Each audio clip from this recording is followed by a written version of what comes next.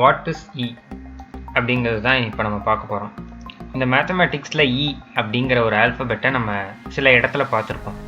First time நம்ம லாகரிதம்ஸ் அப்படிங்கிறது நமக்கு இன்ட்ரடியூஸ் ஆகிறப்ப லாக் பேஸ் 10 படிச்சுட்டு திடீர்னு லாக் பேஸ் இங்கிற ஒரு கான்செப்ட் இன்ட்ரடியூஸ் பண்ணியிருப்பாங்க.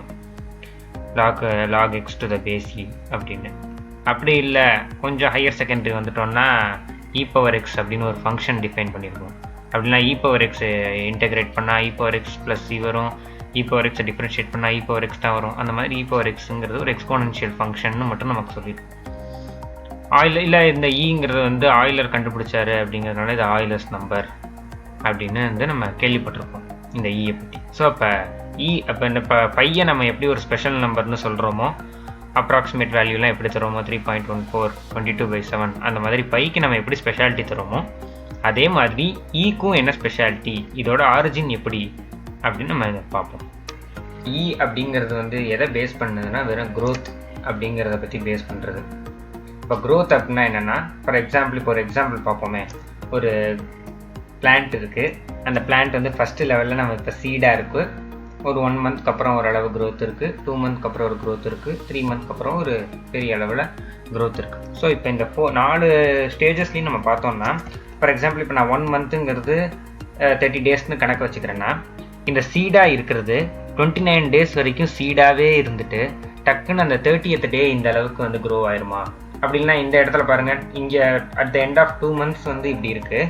இந்த ஆஃப்டர் 3 months இருக்குல்ல, இந்த 3 months ஆகிறதுக்கு முந்தின நாள் வரைக்கும் இதே மாதிரி இந்த பிளான்ட் இருந்துட்டு கரெக்டாக அந்த 3rd month ஆனோடனே இவ்வளோ பெருசாக டக்குன்னு ஒரே நாளில் வளர்ந்துருமா? இருக்காது. ஸோ அப்போ வந்து growth is must be gradual அப்படின்னா தான் நம்ம வந்து அக்செப்டே பண்ணுவோம். இப்போ பிளான்ட்டில் வந்து growth நம்ம எப்படி பார்த்தோமோ, அதாவது கிராஜுவலாக இல்லைன்னா நம்ம அக்செப்ட் பண்ண மாட்டோம், கிராஜுவலாக இருந்தால் தான் growth அக்செப்ட் பண்ணுவோம். அப்படிங்கிற மாதிரி பிளான்ட்டோட growth எப்படி பார்த்தோமோ அதே மாதிரி இப்போ ஒரு பேங்க்கில் நம்ம அமௌண்ட் டெபாசிட் பண்ணுறோம், அதுக்கு அந்த பேங்க் எவ்வளோ இன்ட்ரெஸ்ட் தருது அதை பேஸ் பண்ணி பார்ப்போம். ஃபார் எக்ஸாம்பிள் ஒரு பேங்க்கில் வந்து நம்ம 1 ரூபி டெபாசிட் பண்ணுறோம். ஸோ 1 ரூபி டெபாசிட் பண்ணுறோம், நம்மள்கிட்ட அந்த பேங்க் வந்து 100% வந்து இன்ட்ரெஸ்ட் தராங்க. அப்போ 1 ரூபியாக இருக்கிறது at the end of 1 year நமக்கு எவ்வளோ ஆகும்? 2 rupees ஆகும். ஓகேவா? இப்போ இந்த 2 rupees நமக்கு பிரின்சிபல் ஆயிரும். இன்னொரு 1 yearக்கு அப்புறம் அது என்னவாகும்? 4 rupees ஆகும், 4 coins ஆகும். இப்போ மேபி நான் 1 rupeeனால 2 rupee ஆகும். ஸோ 2 rupeeங்கிறது 4 rupees ஆகும். இப்போ 4 rupeesங்கிறது at the end of 3rd year 8 rupees ஆகும். ஸோ அப்போ இதுதான் வந்து பேங்க்கில் நம்ம தர இன்ட்ரெஸ்ட்டோட ஈல்டு இப்படி தான் இருக்கும். ஆனால் இந்த இது பார்ப்போமே, 1 rupeeங்கிறது அட் த எண்ட் ஆஃப் 1 yearன்னு சொல்லியிருக்கேன். அப்போ 364th டே வரைக்கும் 1 rupeeயாகவே இருந்துட்டு டக்குன்னு 365th டே அன்னைக்கு வந்து டக்குன்னு ஒரு 1 rupee ஆட் ஆகி 2 rupeesனு வந்துடாது. நம்ம இன்ட்ரெஸ்ட்டுங்கிறது 1லேருந்து 2 வரைக்கும் கிராஜுவலாக இன்க்ரீஸ் ஆகும். அதே மாதிரி 2ங்கிறது 2nd year ஆகிறதுக்கு முந்தின நாள் வரைக்கும் 2 rupeesனே இருந்துட்டு டக்குன்னு அது 2nd year ஆகிற அன்னைக்கு 4 rupeesனு ஆயிடாது. ஸோ அதுவும் கிராஜுவலாக தான் இருக்கும். ஸோ இந்த மாதிரி ஸ்டெப்பாக நமக்கு வந்து ப்ராசஸ் இருக்காமல் இந்த மாதிரி கேர்வ்டாக கிராஜுவலாக இருக்கும். 1லேருந்து 2லேருந்து 4லேருந்து 8லேருந்து அந்த மாதிரி தான் இருக்கும். சரி, அப்போ நம்ம இந்த மாதிரி ஒரு 3 டைம் பீரியட்னு நம்ம காம்ப்ளெக்சிட்டி அதிகப்படுத்திக்காமல் ஃபர்ஸ்ட் நம்ம ஒரு இயருக்கு கன்சிடர் பண்ணுவோமே. இந்த 1 வந்து எப்படி 2 ஆகுது, இந்த 1க்கும் 2க்கும் நடுவில் என்னென்ன நடக்குது அப்படிங்கிறத நம்ம பார்ப்போமே. ஸோ அப்போ நமக்கு 1 rupee இருக்குது, 100% இன்க்ரீஸ்னால end of the first year நமக்கு வந்து 2 rupees ஆகுது. ஓகே, இதுதான் அது. இப்போ நான் அவங்கள்ட்ட ஒரே ஒரு கேள்வி மட்டும் கேட்குறேன். நம்ம 1 rupee பேங்க்கில் டெபாசிட் பண்ணுறோம், 100% பேங்க் நமக்கு இன்ட்ரெஸ்ட் தருது, எண்ட் ஆஃப் 1 year அது 2 rupees ஆகுது. ஸோ இதுதான் அந்த ப்ராசஸ். 1 year ஃபுல் ப்ராசஸ்க்கு 100% ஒரே டயத்தில் இன்ட்ரெஸ்ட் தராங்க, அது டக்குன்னு 2 rupees ஆயிடுது. ஓகே, இப்போ இன்னொரு ப்ராசஸ் நான் சொல்கிறேன், அதில் எது பெட்டர்னு நீங்கள் சொல்லணும். அதாவது எனக்கு 1 yearக்கு ஃபுல்லாக 100% வேணாம், 6 monthsக்கு ஃபஸ்ட்டு ஒரு 50% மட்டும் எனக்கு ஆஃபர் பண்ணுங்கள், அடுத்த 6 monthsக்கு மிச்சம் 50% ஆஃபர் பண்ணுங்கள் அப்படின்னு சொன்னால் நமக்கு வந்து அவுட்கம் 1 rupeeலேருந்து 2 rupees ஆகுமா, இல்லை அந்த 2 rupeesோட கம்மியாகவோ இல்லை கூடவோ ஆகுமா? இல்லை எனக்கு 50-50 வேணாம், எனக்கு 4 செக்டாராக பிரித்து ஃபஸ்ட்டு 3 months முடிஞ்சோடனே 25% இன்ட்ரெஸ்ட், அடுத்த 3 months முடிஞ்சோடனே 25% இன்ட்ரெஸ்ட், அடுத்த 3% முடிஞ்சோடனே 3 months முடிஞ்சோடனே 25% இன்ட்ரெஸ்ட், கடைசி 3 monthsக்கு ஒரு 25% இன்ட்ரெஸ்ட், இந்த மாதிரி எனக்கு ஸ்ப்ளிட் பண்ணி கொடுங்க அப்படின்னு நம்ம சொன்னோம்னா அதில் வந்து நமக்கு நிறைய ப்ராஃபிட் கிடைக்குமா? அப்போ இந்த ஃபஸ்ட்டு நம்ம 100%ன்னு ஒரே டைமில் 1 இயருக்கு நமக்கு இன்ட்ரெஸ்ட் சொன்னால் 2 rupees கிடைக்குது. சப்போஸ் 100ன்னு ஒரே டைமாக சொல்லாமல் 50 × 2 இல்லை 25 × 4 சொன்னால் நமக்கு 2 rupees தான் கிடைக்குமா, இல்லை அதை விட கம்மியாவோ இல்லை அதிகமாகவோ கிடைக்குமா அப்படிங்கிறத நம்ம பார்ப்போம். So which among these offer is better? அப்போ இந்த 3ல் எந்த ஆஃபர் வந்து நமக்கு பெட்டராக இருக்குது அப்படிங்கிறத நம்ம பார்ப்போம். இப்போ எது பெட்டர் ஆஃபர்? அப்போ 100% மொத்தமாக நான் கொடுத்துட்டேன். அப்போ பார்ப்போம் 1 rupee என்ன ஆகும்? 1 rupeeங்கிறது 100% இன்ட்ரெஸ்ட் போக 1 rupee அது ஈல்ட் ஆகும். ஸோ டோட்டல் 1 + 1 2 rupees அப்படின்னு கிடைக்கும். இது வந்து 1 stretchல 100 rupees கொடுத்தா. சரி, இப்போ 100% 50-50 ரெண்டாக கொடுத்தோம்னா, அதாவது ஃபஸ்ட்டு 6 monthsக்கு ஒரு 50, அடுத்த 6 monthsக்கு ஒரு 50. இப்போ என்ன ஆகும்? 1 rupee இருக்கு, 1 rupee வந்து 50% ஆக்குறேன், அது 0.5 நமக்கு ஈல்ட் பண்ணி கொடுக்குது. அப்போ 1 rupeeயோட 50% 0.5. இப்போ இந்த 1 rupeeயும் 0.5 சேர்த்தா நம்மள்ட்ட எவ்வளோ இருக்கும்? 1.5. சரி, இப்போ அந்த 1.5க்கு ரெண்டாவது டைம் ஒரு 50% நம்ம முடிச்சிட்டோம் இன்ட்ரெஸ்ட். அப்போ செகண்ட் டைம் 50% போட்டோம்னா அந்த 1.5ஓட 50% 0.75. அப்போ நம்ம டோட்டல் பண்ணி பார்த்தோம்னா 1 + 0.5 + 0.75 2.25. இப்போ ஆனால் 100% போட்டால் 2 rupees கிடைக்குது. இங்கேயும் 100% தான் டோட்டலாக, பட் 50-50 ரெண்டாக ஸ்ப்ளிட் பண்ணி போட்டால் நமக்கு வந்து டோட்டல் அமௌண்ட் வந்து அதிகமாக கிடைக்குது. சரி, இப்போ 50-50ங்கிறதுக்கு பதிலாக 25-25 4 times பண்ணால் என்ன வருது அப்படிங்கிறத வந்து பார்ப்போம். ஸோ 1 rupee நம்மள்ட்ட இருக்குது. 1 rupeeயோட 25% போட்டால் 0.25 கிடைக்கும். ஸோ அதை விட டோட்டல் நமக்கு 1.25 இருக்கும். அந்த 1.25க்கு 25% போடுறோம். அந்த 25% 0.3125. செகண்ட் 25%ஓட எண்டில் 1.5625 இருக்குது. தேர்டு 25%ஓட எண்டில் நமக்கு 1.953125 இருக்குது. அட் லாஸ்ட் நமக்கு வந்து அந்த 1 rupee பிரின்சிபல் அமௌண்ட்லேருந்து எல்லா இன்ட்ரெஸ்ட்டையும் ஆட் பண்ணோம்னா 2.44 கிடைக்குது. அப்போ நமக்கு இங்கே இருந்த 2.25க்கும் 2.44க்கும் ஒரு இன்க்ரீஸ் இருக்குது. அப்போ ஒன்ஸ் ஒரே ஸ்ட்ரெச்சில் 100% இன்ட்ரெஸ்ட் வந்து நம்ம கெயின் பண்ணுறதுக்கும் 50-50 2 times கெயின் பண்ணுறதுக்கும் 25-25 4 times கெயின் பண்ணுறதுக்கும் நமக்கு வந்து என்ன ஆகுது? இன்க்ரீஸ் தான் ஆகுது நம்மளோட ஈல்டு. அப்போ நம்ம கேட்கலாம், சரி நம்ம எதுக்கு 25-25 போட்டுக்கிட்டு 0.1 ஒரு 1000 தடவை நான் போட்டுடுறேனே, அப்போ எனக்கு நிறையா காசு தானே கிடைக்கும், ரொம்ப நிறையா காசு கிடைக்குமே. நான் ₹1 இன்வெஸ்ட் பண்ணேன்னா எவ்வளவோ நிறையா நான் வந்து இன்ட்ரெஸ்ட்டில் பார்த்துடலாமே அப்படின்னு நமக்கு ஒரு தாட் வந்து நேச்சுரலாக இருக்கும். சரி, அந்த தாட்டுக்கு போகிறதுக்கு முன்னாடி நம்மளால் எவ்வளோ வந்து ஈல்ட் பண்ண முடியும், நிறையா 0.1 குறைச்சோம்னா எவ்வளோ ஈல்ட் பண்ண முடியும் அப்படின்னு பார்க்கறதுக்கு முன்னாடி இந்த மாதிரி நம்ம ஃபார்முலா வந்து இந்த மாதிரி நம்ம ஒவ்வொன்றுத்துக்கும் ஸ்டெப் பை ஸ்டெப்பாக வந்து 25னா ஒரு தடவை 25 கண்டுபிடிச்சி அப்புறம் மறுபடியும் 25 கண்டுபிடிச்சி இந்த மாதிரி டிடிஎஸ்ஸாக இந்த மாதிரி ஸ்டெப் பை ஸ்டெப்பாக தான் போடணுமா, இதுக்கு ஈஸியான மெத்தட் இல்லையா அப்படின்னா இது நமக்கு ஏற்கனவே ஃபெமிலியரான மெத்தட் தான். என்னென்னா நம்ம ஸ்கூலில் படிச்சிருப்போம் காம்பவுண்ட் இன்ட்ரெஸ்ட் அப்படின்னு. அந்த காம்பவுண்ட் இன்ட்ரெஸ்ட்டோட ஃபார்முலா நம்ம படிச்சிருப்போம், P × 1 + R/n²nt. அதில் Pங்கிறது பிரின்சிபல், நம்ம என்ன காசு போடுறோமோ அது. Rங்கிறது என்ன? Annual nominal interest, rate of interest. ஆனால் அந்த முக்கியமான விஷயம் என்னென்னா Rங்கிறது ஆஸ் அ டெசிமல்னு ப்ராக்கெட்டில் கொடுத்துருப்பாங்க. அதாவது 100% அப்படின்னா நம்ம Rக்கு பதிலாக 100 சப்ஸ்டியூட் பண்ண மாட்டோம். 100 / 100 1 தான் சப்ஸ்டியூட் பண்ணுவோம்.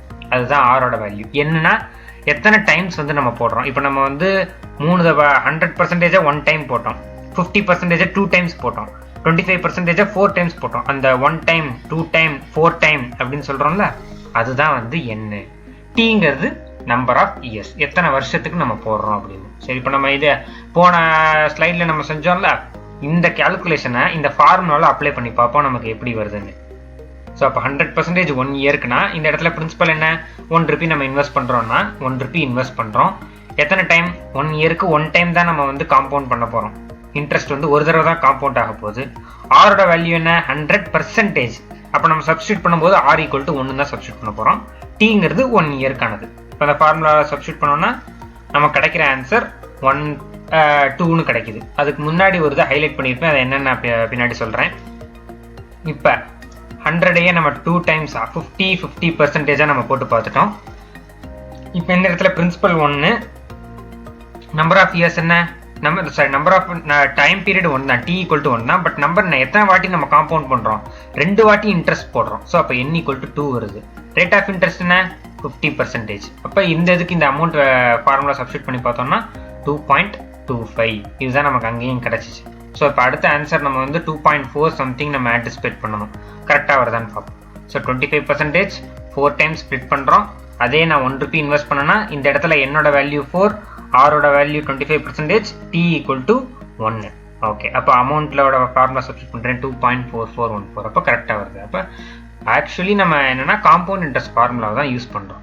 ஸோ இப்போ முன்னாடி நம்ம கேட்டிருந்தோம். அப்போ நம்ம வந்து 25 4 வாட்டி ஸ்ப்ளிட் பண்ணுறதுக்கு பதிலாக 0.1 0.1 அப்படி இல்லைன்னா இன்னும் ஒரு 0.00ன்னு போட்டு நம்ம 100% நிறைய நாள் ஒரு நாள் ஒரு 3 months வட்டி, ஒரு 6 months இன்ட்ரெஸ்ட் அந்த மாதிரி பண்ணுறதுக்கு பதிலாக 1 ஹவருக்கு ஒரு இன்ட்ரெஸ்ட் எனக்கு கொடு அப்படின்னு நான் பேங்க்கிட்ட சொல்லிடலாமே, அது ரொம்ப ஈஸியான வழியாச்சே அப்படின்னு நம்ம யோசிச்சோம்னா சரி அது நல்ல வழி தான். பட் ஆனால் நமக்கு அது எவ்வளோ ஈல்டு தருதுன்னு பார்ப்போமே.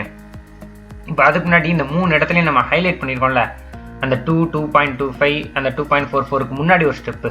அந்த முன்னாடி ஸ்டெப்பில் என்ன இருக்குது, ஃபர்ஸ்ட் ஸ்டெப்பில் பாருங்கள் 1 + 1/1 the whole power 1. அடுத்த ஸ்டெப்பில் 1 + 1/2 the whole square. அடுத்த ஸ்டெப் 1 + 1/4 the whole power 4. அப்போ 1 + அடுத்த டேர்மில் நியூமரேட்டர் 1, அது 3 இதுலேயும் காமனாக தான் இருக்குது. இந்த டினாமினேட்டரில் என்ன நம்பர் வருதோ அந்த நம்பர் தான் மேலேயும் வருது. அப்போ இதை ஜென்ரலைஸ்டாக எப்படி எழுதலாம், 1 + 1/n the whole power n அப்படின்னு நம்ம ஜென்ரலைஸ்டாக எழுதிடலாம். ஸோ இப்போ இந்த ஃபார்முலாவில் நம்ம இப்போ நான் எண்ணுக்கு பதிலாக நம்ம 2 சப்ஸ்டியூட் பண்ணோம்னா 50-50 கட்டினா எவ்வளோ வருதுன்னு நம்ம கண்டுபிடிச்சிடறோம்.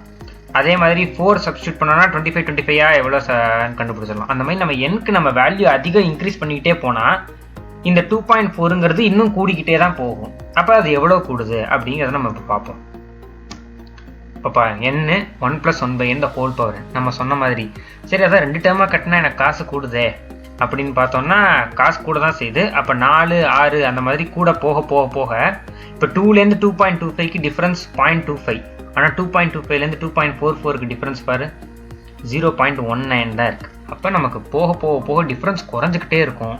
என் வேல்யூ கூட கூட கூட கூட இந்த 2.718 அப்படிங்கிற ரேஞ்சை மட்டும்தான் இருக்குமே தவிர அதுக்கப்புறம் இருக்கிறது தான் மாறுமே தவிர இந்த 2.718 அப்படிங்கிறது மாறவே மாறாது. 2.7க்கு மேலே தாண்டவே தாண்டாது. அப்போ இந்த என்னோட வேல்யூ வந்து 1000, 10,000, 100,000, மில்லியன், பில்லியன், ட்ரில்லியன் அந்த மாதிரி அதிகமாக இன்ஃபினிட்டியை நோக்கி போகும்போது இந்த 1 + 1/n the whole power என்னங்கிறதுக்கு ஒரு வேல்யூ நம்ம போட்டு வச்சுருக்கோம்ல, அந்த வேல்யூ வந்து ஒரு நம்பரை நோக்கி போகும். அந்த நம்பர் தான் நம்ம ஆசைப்பட்ட நம்ம யூஸ் பண்ணுற இ அப்படிங்கிறது. இது என்னன்னா n = 1 போட்டால் 1 + 1/n the whole power n 2. அதே மாதிரி n = 4 போட்டால் 1 + 1/n the whole power n 2.44140625. n = 10,000 போட்டால் 1 + 1/n the whole power என்னோட வேல்யூ 2.7181459. அந்த மாதிரி இந்த மாதிரி என்னோட வேல்யூ எத்தனை லட்சம் கோடி போட்டாலும் இந்த 1 + 1/n the whole power என்னங்கிறது இந்த 2.718 அதுக்கப்புறம் இருக்கிற டிஜிட்ஸ்லாம் மாறும். அதை தவிர உனக்கு வந்து பெரிய மாற்றம் வந்து கிடைக்கவே கிடைக்காது. அப்போ இந்த நம்பர் இந்த என்னோட வேல்யூவை நீ அதிகப்படுத்த உனக்கு இந்த 1 + 1/n the whole power n வந்து ஒரு நம்பரை நோக்கி நோக்கி போய்கிட்டே இருக்கும்ல, அந்த எந்த நம்பரை நோக்கி போகுதோ அந்த நம்பர் தான் இ. சரி, அப்போ இதை எப்படி எழுதலாம்னா இ = லிமிட் n → ∞. அதாவது லிமிட் என்னங்கிறது இன்ஃபினிட்டியை நோக்கி போக போக 1 + 1/n the whole power என்னோட வேல்யூ என்னவோ அதுதான் இ. இன்ஃபேக்ட் இந்த இ ஓட அப்ராக்சிமேட் வேல்யூ என்னன்னா 2.718 இந்த மாதிரி போயிட்டே இருக்கு, இன்னும் போய்கிட்டே தான் இருக்கும். சரி, அப்போ பாயிண்ட்டுக்கு அப்புறம் இருக்கிற டெசிமல் பாயிண்ட்டுக்கு அப்புறம் இருக்கிற நம்பர்ஸ்லாம் டெர்மினேட்டே ஆகாமல் போய்கிட்டே இருந்துச்சுன்னா அதை நம்ம எந்த மாதிரி கேட்டகரைஸ் பண்ணுவோம், இர்ரேஷனல்னு கேட்டகரைஸ் பண்ணுவோம். So E is an irrational number. Okay, அப்போ சரி இதெல்லாம் நீ சொல்லிட்ட, எனக்கு இந்த கான்செப்ட்லாம் ஓகே.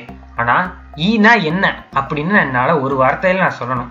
எனக்கு ஈனா என்னன்னே தெரியாது, நான் ஓரளவு இந்த கான்செப்ட் எனக்கு புரிஞ்சு, ஆனால் நான் ஈனா என்னன்னு ஒரு வார்த்தையில் சொல்லணும் அப்படின்னு என்ன கேட்டேன்னா ஒரு சென்டென்ஸில் சொல்லணும் அப்படின்னா இந்த ஈங்கிறது தான் மேக்ஸிமம் பாசிபிள் ரிசல்ட். எதுக்கான maximum possible result?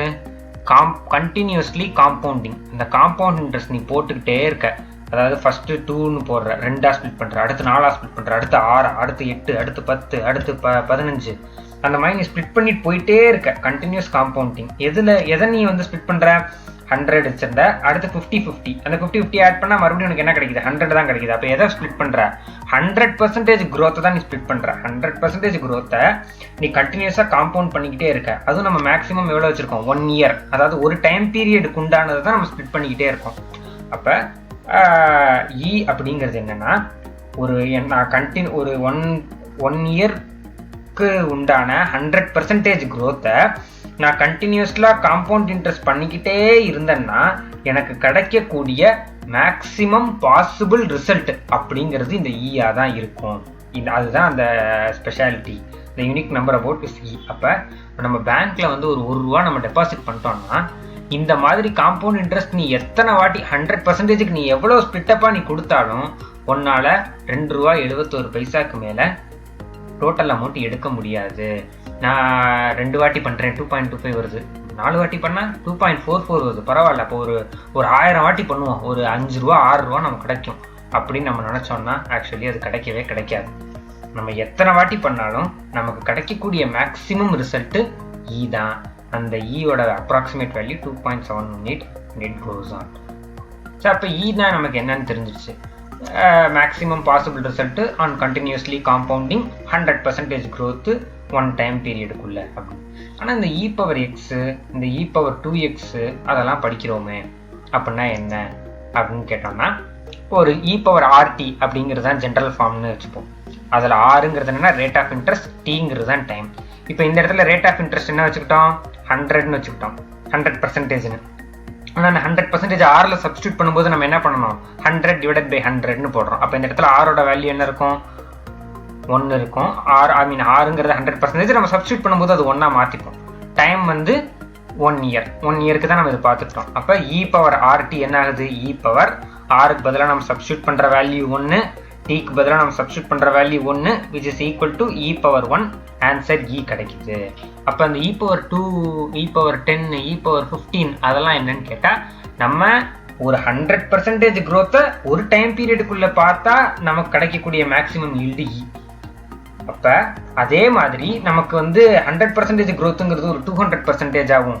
Time period 1லேருந்து வேற ஏதோ ஒரு நம்பருக்கும் மாறுதுன்னா அப்போ தான் ஈயோட பவர் இன்க்ரீஸ் ஆகும். அதாவது இப்போ 100%க்கு பதிலாக 200% போகுதுன்னு வச்சுப்போம் growth. அதே மாதிரி டைம் பீரியட் 1 வருஷத்துக்கு இல்லை, 3 வருஷத்துக்கு நம்ம டைம் பீரியட் 200% growth நமக்கு மேக்ஸிமம் எவ்வளோ கொடுக்கும் அப்படின்னு பார்த்தா இந்த இடத்துல ஆரோட வேல்யூ 2 ஆகும். ஏன்னா 200%ங்கிறதுனால ஆரோட வேல்யூ 2, இயர்ஸ் 3ங்கிறதுனால டீயோட வேல்யூ 3. அப்போ e⁻6ன்னு நமக்கு கிடைக்கும். அப்போ இதுதான் e⁻6 powers of E. Okay, இப்போ இந்த கிராஃபிக்கல் ரெப்ரசன்டேஷன் நம்ம சொல்கிறோம். நம்ம ஈயோட வேல்யூ நம்ம அப்ராக்சிமேட்டாக நம்ம என்னென்னு வச்சுருக்கோம்?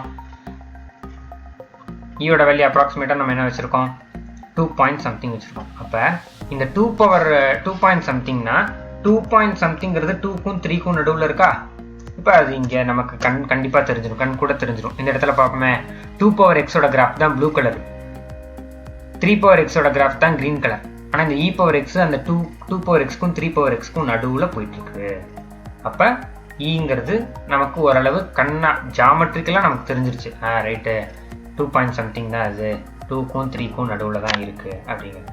சரி, இந்த இ வந்து இந்த மாதிரி காம்பவுண்ட் இன்ட்ரெஸ்ட் போட்டு தான் கண்டுபிடிக்க முடியுமா? வேறு ஏதாவது ஒரு ஃபார்மில் வந்து இ அப்படிங்கிற வேல்யூவை நம்மளால் அரைவ் பண்ண முடியுமா அப்படின்னு கேட்டால் அரைவ் பண்ண முடியும். எப்படின்னா இந்த மாதிரி கண்டினியூஸ் ஃப்ராக்ஷன்னு சொல்லுவாங்க.